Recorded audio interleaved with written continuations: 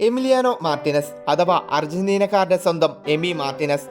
അർജന്റീനയുടെ കിരീട വരൾച്ച അവസാനിപ്പിച്ചവരിൽ അയാൾ മുന്നിൽ തന്നെയാണ്. ഫുട്ബോളിലെ ഏറ്റവും മികച്ച ഗോൾ കീപ്പർമാരിൽ എമിക്കും ഒരു സ്ഥാനമുണ്ട്. അതുപോലെ ഇംഗ്ലീഷ് പ്രീമിയർ ലീഗ് ക്ലബായ ആസ്റ്റൺ വില്ലയുടെ വിശ്വസ്തൻ. ഇതൊക്കെയാണെങ്കിലും വകതിരിവ് വട്ടപൂജ്യം എന്നാണ് എല്ലാവരും പറയുന്നത്. കഴിഞ്ഞ ദിവസം നടന്ന ചാമ്പ്യൻസ് ലീഗിലെ PSG ആസ്റ്റൺ വില്ല മത്സരത്തിൽ എമിയെ കൂവലോടെയാണ് ആരാധകർ എതിരേറ്റത്. ഫുട്ബോൾ വേൾഡ് കപ്പ് ഫൈനലിലടക്കം അർജന്റീന ഫ്രാൻസിനെ പരാജയപ്പെടുത്തിയതും അതിനുശേഷം താരം നടത്തിയ വംശീയ പരാമർശങ്ങളും എംബപ്പെ അടക്കമുള്ള താരങ്ങളെ മോശമായി കാണിച്ചതുമാണ് ഇതിൻ്റെയെല്ലാം പ്രധാന കാരണം.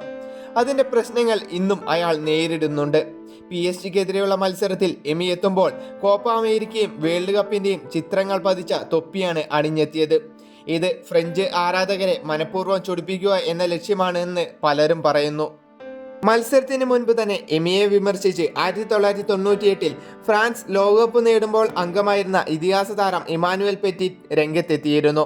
താരം പറഞ്ഞതിങ്ങനെയാണ്: ഈ പ്രശ്നങ്ങൾ അതിരുകടക്കുന്നതിൻ്റെ ഉത്തരവാദി മാർട്ടിനസ് ആണ്. കഴിഞ്ഞത് കഴിഞ്ഞു.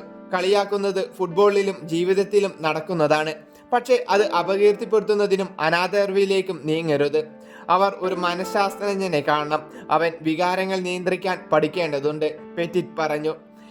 എന്തായാലും ചാമ്പ്യൻസ് ലീഗ് മത്സരത്തിൽ ആദ്യം ലീഡെടുത്ത എമിയുടെ ആസ്റ്റൺ വില്ലയെ 3 ഗോളുകൾ തിരിച്ചടിച്ച് PSG ഉജ്ജ്വല തിരിച്ചുവരവ് നടത്തിയിരുന്നു. എന്തൊക്കെയായാലും എമിയുടെ ആഹ്ലാദ പ്രകടനങ്ങൾ പലപ്പോഴും അതിരുവിടുന്നതായി കാണുന്നുണ്ട്. ആഘോഷം അയാളുടെ സ്വാതന്ത്ര്യമാണെങ്കിലും അത് മറ്റുള്ളവരെ അധിക്ഷേപിക്കാനാവരുത് എന്നാണ് എൻ്റെ അഭിപ്രായം.